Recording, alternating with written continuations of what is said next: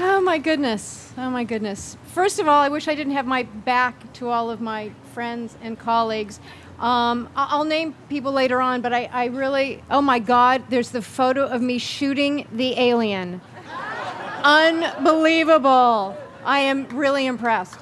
And I have to shout out to Stephen Kovacs, who is my professor at Stanford, who very much inspired me to pursue film and helped get me my first job at Roger Corman's.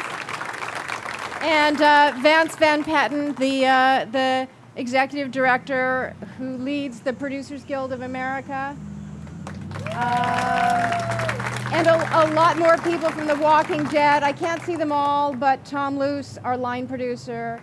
Ernest Dickerson, who is one of the finest directors I've ever worked with. I see a lot more of our crew from The Walking Dead.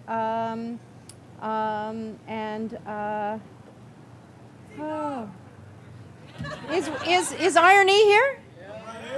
Irony! We wondered if everyone would make it because they were on flights that if they'd got in late, they'd miss. So Irony Singleton as well. Anyway, I want to thank Jim and Andy and the president of the Chamber of Commerce, Laurent Gubler. I'm truly humbled by your kind words. Jim and Andy, as you probably heard, have been through hell and back with me, and I can't begin to tell you how much your support means. In fact, it's a testament to so many of you gathered here that I stand before you today. To paraphrase, and I had to look this up, I admit I didn't know it, I'm not that smart, Bernard of Chartres. And Sarah could probably tell me how to pronounce that correctly in French. I feel like a dwarf standing on the shoulders of giants. A producer is essentially the CEO of a film or TV series. Without the talent, genius, and dedication of writers, directors, actors, crew, and yes, executives, we are nothing. I am here because of your talent and your genius. I have been blessed to work with the best of the best, and the star truly shines as a reflection of your glory. I'm a fourth-generation Los Angelina. Some of my ancestors immigrated to the City of the Angels in the 1860s from Hermosillo in Mexico. When they first arrived, like many immigrants, they lived in Boyle Heights, then downtown Los Angeles. And then my grandmother, Ruth, chose to raise her family in Culver City. They say geography is destiny. In my case, that's absolutely true.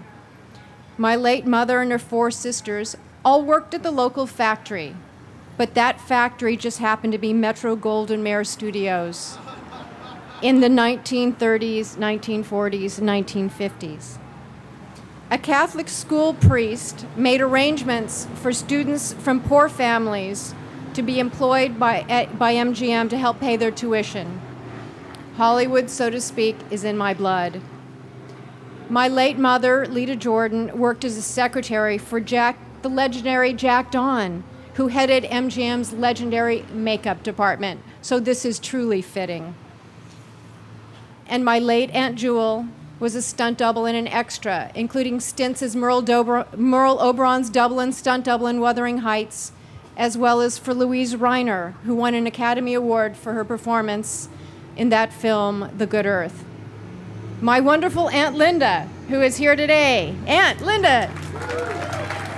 She worked in MGM's fabled story department and then on scripts as script supervisor on one of my favorite TV series, The Man from U.N.C.L.E. Hollywood may have been in my blood, but mine was a long, bumpy, and obstacle-strewn road from the San Fernando Valley, where I grew up, to this star on the Walk of Fame.